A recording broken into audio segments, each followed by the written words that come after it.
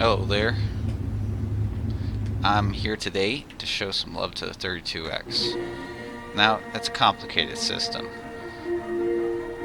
It's a part of the Sega, and hence you can use Sega peripherals such as what I'm going to show you today, which is one of the best ways to experience the Sega 32X, which is playing Star Wars.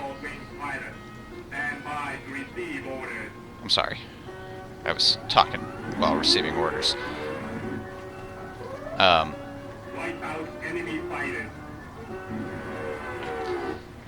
So yeah, this is the way to play Star Wars on the 32X.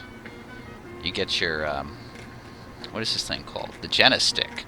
Nice name, right? So you get your Genistick, and it's really immersive.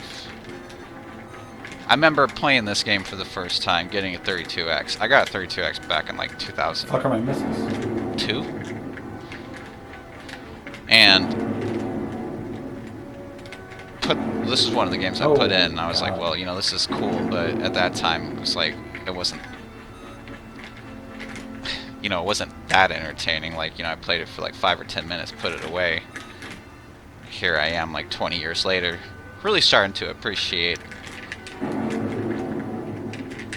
this game in particular, the Star Wars game, by utilizing the Genistick, this, you know, fighter, what would you call these? A joystick. I think that's what we used to call them back in the day. I don't even remember that you had these PC games that were these like flight simulator type things. Yeah, they were all over the place, and they would sell you these joysticks. Is that what they were called? I mean, it's a joystick, right? I'm enjoying it, and it's a stick. But you know, check out the game though. I apologize if the footage is a little blurry. At least my hand's clear. So yeah, I mean, I just got done taking out 15 TIE fighters, going on to level 2.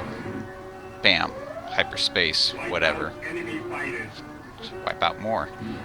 Now my objective is to kill 20, and it's a lot of fun just flying around, shooting these things if you get into it. So.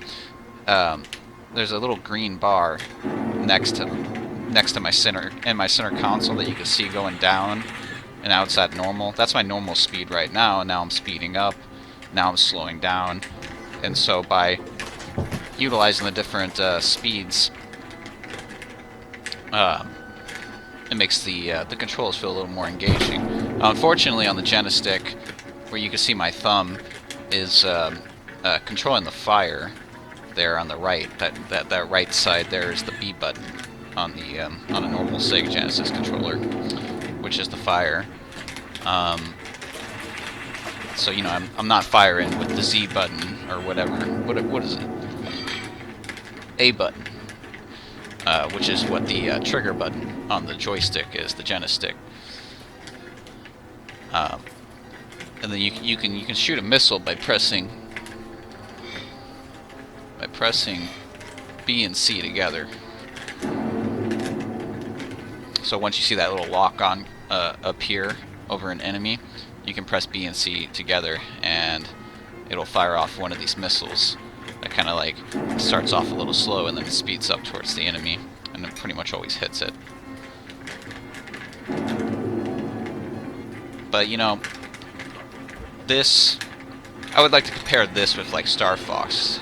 So even though this is a arcade port conversion, I would think that they came out around the same time. There goes my missile right there. It's satisfying to you hear that loud bang. Like, fuck yeah, I just killed something.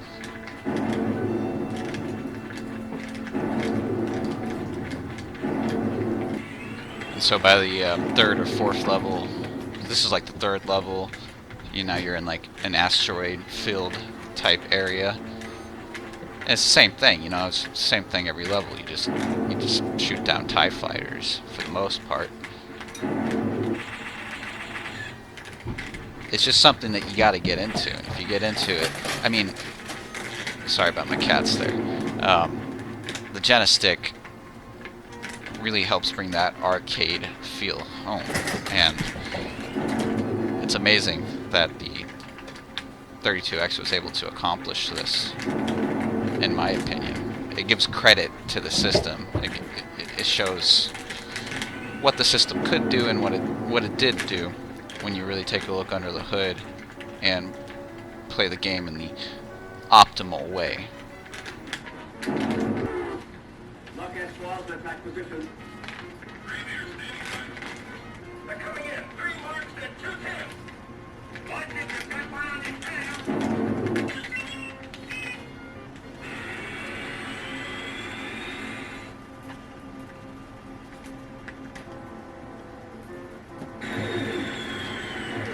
I mean, let's be real, this is pretty cool, right? You can shoot the guns off the tower, which makes the level a little easier. It's the same thing, you're supposed to take down TIE fighters, and you can see them above your center console there. I think this one's like 25 or 30 or something. 30, I think, and so each time you shoot one down, one of those little green things is subtracted so you can keep track.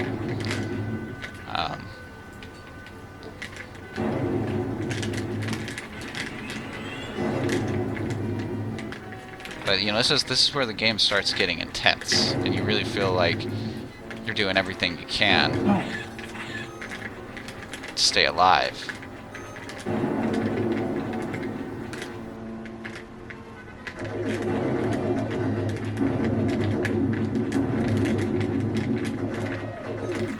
By the way, I don't know if there's some way to like oil or like grease up the Genesis. I don't know if it always sounded like that, like, or if that's just a result of me using a 30-year-old plastic joystick. It's pretty loud, and that it can be kind of distracting, but it also adds to the feel. No! I mean, sounds like I had fun. What do you think? And it goes on to tell you your percentage. It's kind of blurry, but I made it 36%. And I mean, you pretty much just watch most of it, so about 7 or 8 minutes is 30%. Probably takes about 25-30 minutes to beat the game. Your wrist is probably gonna hurt at the end of that, but you know, it's a good game. You can continue where you left off, as you can see here. And you know, maybe don't hate on the 32X so much, huh?